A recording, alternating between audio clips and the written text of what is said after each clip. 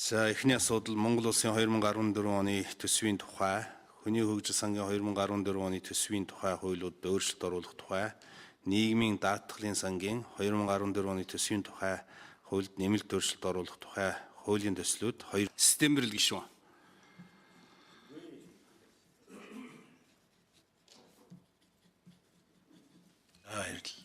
Ерөнхийдөө миний санал зэрэг гишүүнийхтэй л ижилхэн л дээ төстэй. Өөрөөр хэлбэл төсвийн төрийн байгуулалтын байнгын оргоор тухайн улсынхаа энэ аливаа улсын энэ одоо төрийн байгуулалтын энэ чиглэлийн хороодууд бол төрийн институцийн байгууламж нь одоо хэр зэрэг үр ашигтай бүтц байж чадж байна. Энэ нөөцийг, санхүүгийн нөөцийг байршуулах, дахин байршуулах энэ асуудал дээр энэ институц нь өөрөө тохирч чадж гин үгүй юу? Энэ талаас нь дүгнэлт, дүн шинжилгээгээ хийгээд энэ талаас нь цаашдаа бодлогын шийдвэр гаргаад явах ёстой. Өөрөөр хэлбэл энэ улсын нэгдсэн төсвийг ингээд тодтгол энтрийг янз янзын байнгын хороогоор хилцүүлнэ гэдгийг маань утга учир нь энэ.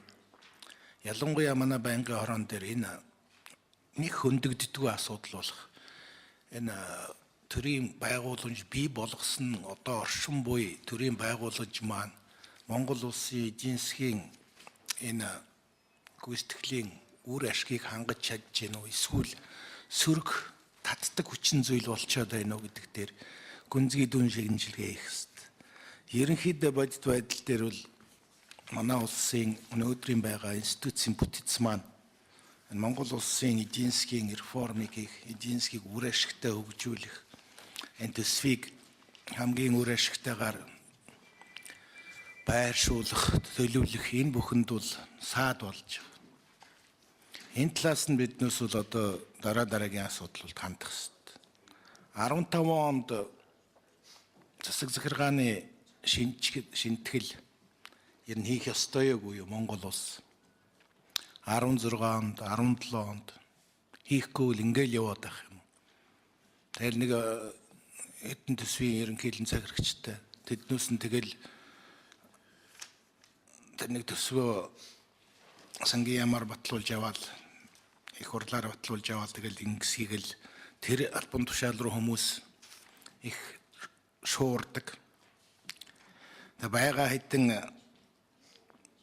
нийтийн мөнгө хөрөнгө оруулалт гээд маш их үр ашиггүй зарцуулдаг.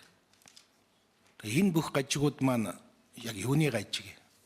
Энэ чинь институцийн л одоо гажиг шүү дээ. Институцийн байгууламжийн үр ашиггүй бүтцийн энэ л гажиг, энэний үр дагавар гараад ирчихэж байгаа. 15 оны эцэст 15 онд 16 онд эхний хагас жил гэхэд Монгол улс татврын шинтгэл хийх үгүй юу? Энэ нэрний хааж тусахын 15 оных дээр. 14 он 10-нд энэ жижигхэн заагийн ямиг бол ярмааргүй байна л. Энэ бол ойлгомжтой. Түрүүн гишүүд хэлчихлээ ер нь байдал ямар байгаа талаар бодит мэдээлэл бол байж байгаа. Тэгэхээр энэ муу байдалтай байгаа энэ үед бид ер нь зөрөгтэй шинтгэлүүдийг хийх ёстой.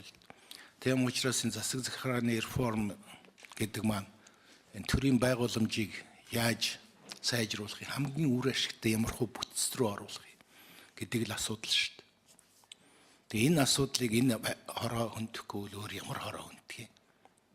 Энэ асуудлыг төсвийн одоо энэ холбогдох төрийн байгууллагуудад энэ талаар чиглэл өгөхгүй л өөр ямар байнгын хороо өгөх юм. Тэгэхээр манай энэ гаргах санал дүгнэлтэн дээр энэ талаас нь нэлээд сайн бодсон. Энийг зүгээр Дэмбэрэл гишүүн тэгж хэллээ гэж тэр их хурал дээр унших биш. Төрийн байгуулалтын байнгын орон дээр гишүүд ийм асуудлаа. Төрийн байгуулалтын байнгын ороос ийм дүгнэлт хийлээ. 15-16 ондны санхүүгийн жилд бол ийм институцийн чиглэлийн реформыг энэ төсвийн реформтой, татврын реформтой уялдуулж ирэх ёстой гэсэн. Иймэрхүү одоо дүгнэлт бүхий ийм зүйл хийгээд энэ чиглэлээр л одоо биднээс цаашдаа холбогдох засгийн газар, түүний засгийн газрын хэрэг эрхлэх газар, сангийн яам, өөрөлд эдийн засгийн асуудлыг хариуцдаг Энэ байгууллагуудаас энэ одоо албан тушаалтангуудаас энийг асуудаг. Энэ чиглэлээр цаашдаа энэ төрийн байгуулалтын чиглэлийн энэ реформтой холбоотсон зүйлүүдийг банкны хорооныхоо төлөвлөгөөнд тусгаад явдаг. 15-16 оных ийм байх ёстой гэж бодож байна. За баярлалаа. За баярлалаа.